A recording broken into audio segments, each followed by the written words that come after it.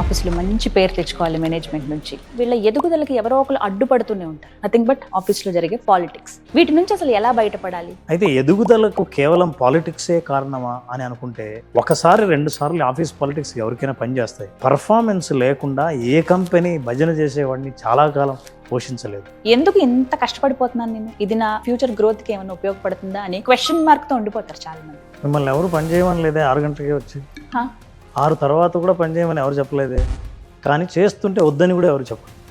Don't complain about salary, దానికి దీనికి సంబంధం లేదు. సో అలాంటి స్ట్రాటజీస్ ఏమైనా తెలుసుకోవాలంటే we have developed a course, 21 day course. Strategic directions అన్ని ఈ కోర్సులో ఉంటాయి. లీడర్షిప్ పొజిషన్స్ కూడా మీరు వెళ్ళగలిగే అవకాశాలు ఉంటాయని చెప్పేది ఈ కోర్స్. 21 రోజుల్లో ఇది సాధ్యం అవుతుందా?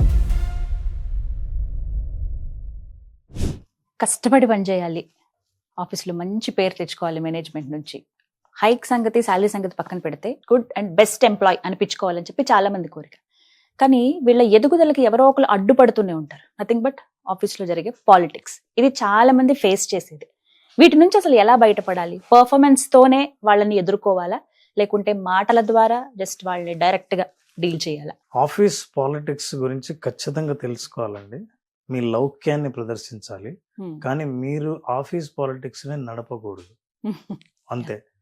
అయితే ఎదుగుదలకు కేవలం పాలిటిక్సే కారణమా అని అనుకుంటే ఒకసారి కారణం కావచ్చు, కానీ ప్రతిసారి మీరు ఎదక్కపోవడానికి ఆఫీస్ పాలిటిక్స్కే కారణం అంటే మీరు ఆఫీస్ పాలిటిక్స్ ని బ్లేమ్ చేయడానికి అలవాటు పడ్డారు అని అర్థం.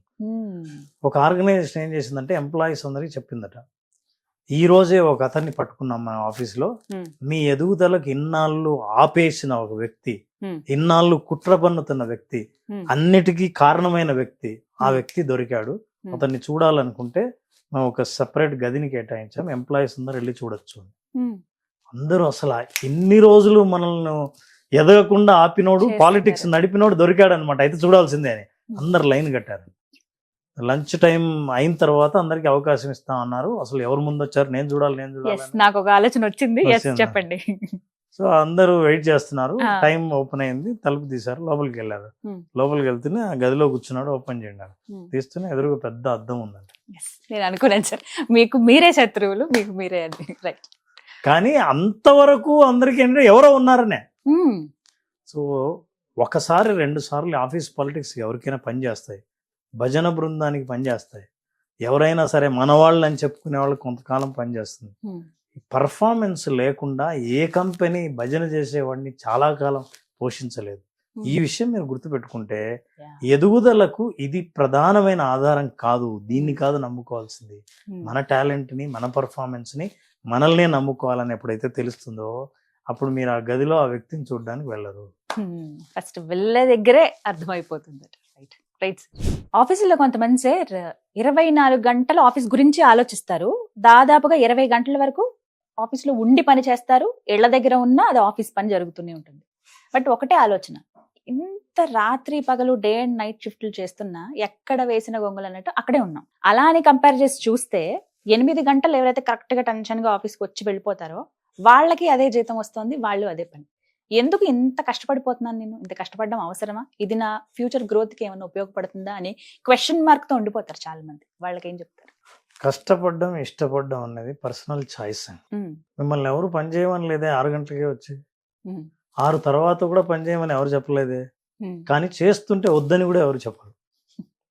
ఓ వ్యక్తి పరుగున వచ్చి ఎలాగైనా సరే అతని గట్టుకు వెళ్ళాలని చెప్పి పడవ ఉంటే పడవలో రాత్రి కూర్చుని రాత్రంతా మనం తెడ్డేసి ఈ పడవ మీద నుంచి ఈ గట్టు నుంచి ఆ గట్టుకు వెళ్ళాలని రాత్రి తెడ్డేశాడు. చాలా కష్టపడ్డాడు, చెమట వచ్చాడు. పొద్దున కల్లా అసలు మనం ఆ ఊళ్ళో ఉండాలి అనేది లక్ష్యం వేసి పొద్దున్నే తెల్లారింది. చూస్తే ఎక్కడున్నాడు అక్కడే ఉన్నాడు. ఆశ్చర్యం వేసింది. అదే నేను ఇంత కష్టపడ్డాను, అసలు చెమటలు గక్కి పని చేశాను, మరి అయినా ఇక్కడే ఉన్నానేంటి అని వెనకాల లంగర్ వేసింది చూసుకోలేదు. ఓ గాడ్. సో చాలా మంది ఎంప్లాయీస్ కష్టపడతారు. ఎంత ఫాస్ట్ గా చేస్తున్నాం, ఎన్ని గంటలు చేస్తున్నాం అని కాదు, ఏ డైరెక్షన్ లో చేస్తున్నారో చాలా ఇంపార్టెంట్. మన దగ్గర ఉండాల్సింది వాచే కాదు, కంపాస్ కూడా ఉండాలి. కంపాస్ ఏం చేస్తుంటే మీరు ఏ డైరెక్షన్ లో వెళ్తున్నాను, సముద్రంలో ఎంత దూరం వచ్చామో తెలుసా అంటే మీరు నడి సముద్రానికి వెళ్తున్నారు. మీ దగ్గర కంపాస్ ఉంటే ఒడ్డుకి వెళ్తారు. సో మీరు మీ లక్ష్యం ఏంటో, మీరు ఎందుకు పని చేస్తున్నారో మీకు తెలియకపోతే పని చేస్తూనే ఉంటారు. సో కాబట్టి చాలా మంది కష్టపడి పనిచేసేవాళ్ళు, ఇది మీ చాయిసా? చాయిస్ అయితే ఎంజాయ్ చేయండి.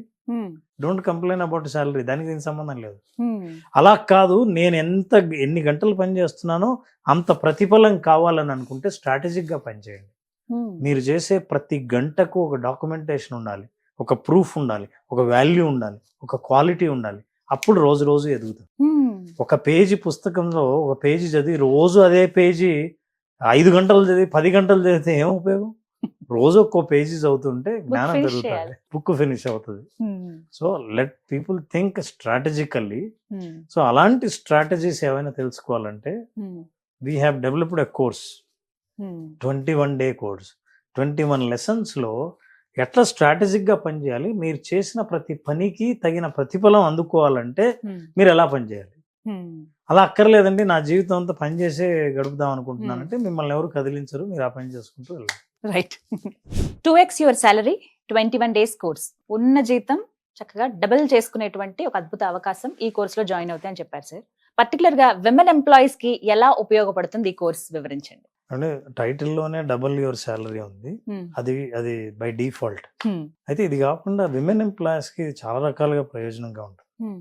ఎట్లా అంటే చాలా మంది విమెన్ వాళ్ళ కెరీర్లో బాగా ఎదగాలని ఉంటారు. అయితే చాలా మంది ఫేస్ చేసే ప్రాబ్లం ఏంటంటే ఇంపోస్టర్ సిండ్రోమ్.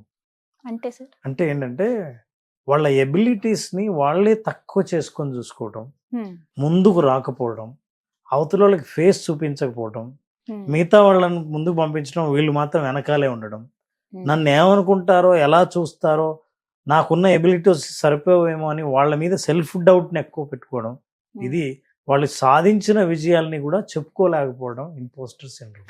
ఓకే, ఇవన్నీ ఉంటాయి. ఈ కోర్సు చేసిన వాళ్ళకి అసలు ఆర్గనైజేషన్ లో పర్ఫార్మెన్స్ ఎలా ఉంటుంది, ఆ పర్ఫార్మెన్స్ మీరు ఎలా సాధించాలి, ఎలా మెజర్ చేయాలి, నెట్వర్కింగ్ ఎట్లా డెవలప్ చేసుకోవాలి, మీరు ప్రెజెంటేషన్ ఎలా ఇవ్వాలి, మేనేజ్మెంట్ మీ వర్క్ను గుర్తించాలంటే మీరు ఏం చేయాలి, ఇన్ని విషయాలు ఉంటాయి. కాబట్టి సెల్ఫ్ కాన్ఫిడెన్స్ పెరగకుండా ఇవన్నీ నేర్చుకోలేరు. 21 రోజుల్లో ఇది సాధ్యం అవుతుందా? 21 రోజుల కోర్స్ అది.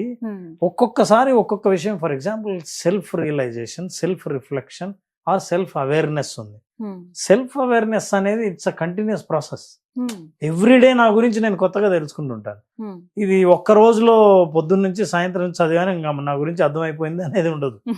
అయితే ఇవన్నీ triggers how to grow in the organization. ఇవన్నీ ఏంటంటే మీరు ఇక్కడ నుంచి బాంబేకి వెళ్ళాలంటే బాంబేకి ఎటు వెళ్ళాలో చూపించే direction board, but board will not come with you. So board will only show, మనం వెళ్ళాలి. సో మీరు ఎంత దూరం వెళ్తారు బోర్డు డైరెక్షన్ పట్టుకొని మీ తెలివితో అన్నది ఆధారపడి ఉంటుంది. అయితే స్ట్రాటజిక్ డైరెక్షన్స్ అన్ని ఈ కోర్సులో ఉంటాయి. ఈ కోర్సు వల్ల మహిళా ఎంప్లాయీస్కి ఎంత పని చేయాలి, ఎంత పని చేస్తే ఎంత గుర్తింపుకు మీకు అర్హత ఉంది, ఎంత కాన్ఫిడెన్స్గా మీరు పని చేయగలరు, లీడర్షిప్ పొజిషన్స్ కూడా మీరు వెళ్ళగలిగే అవకాశాలు ఉంటాయని చెప్పేదే ఈ కోర్స్. రైట్. మీ కంపెనీ ఏదైనా, మీ ఫీల్డ్ ఇంకేదైనా, మీ సాలరీని డబుల్ చేసుకోవాలనుందా? లక్షల మందిని ట్రైన్ చేసి వారి లైఫ్స్ ని మార్చేసిన మిస్టర్ రామ్ జలదుర్గం గారు 2x your salary online course ని స్టార్ట్ చేస్తున్నారు. 21 రోజుల ఛాలెంజ్ కోర్సులో జాయిన్ అవ్వండి. మీ స్కిల్ ని డబుల్ చేసుకోండి, మీ సాలరీని డబుల్ చేసుకోండి, మీ లైఫ్ లో హ్యాపీనెస్ ని కూడా డబుల్ చేసుకోండి.